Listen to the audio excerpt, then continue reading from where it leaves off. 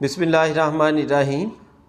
आपने अक्सर लोग सियाने जो बंदे हैं ना, अक्लमंद, उनसे आपने सुना हुआ है कि औरत के लिबास से बंदे की गैरत का अंदाज़ा लगाया जाता है।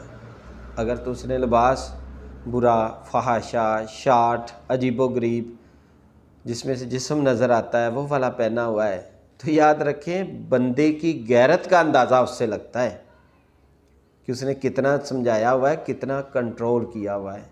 आपने सुना हुआ है ना ये कि औरत के बारे में फरमाया गया स्पेसिफिक कि उसमें अल्लाह ने अक्ल थोड़ी डाली है।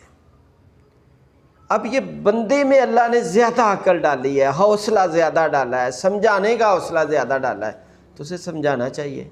तरला कर ले, सख्ती करे, जैसे भी कंट्रोल करना करे। ये बात याद रखें, औरत के बंदे के लिबास से औरत के घर की लुक आफ्टर का पता चलता है कि वो कितना अच्छा अपने हस्बैंड को साफ़ सुथरा लिबास करके इस्त्री करके भेजती है।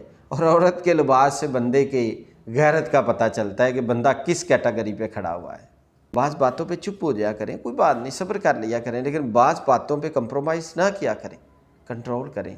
बेटी है, बीवी है, सिस्टर है, उन्हें समझाएं, लिबास के बारे में दर्स दें।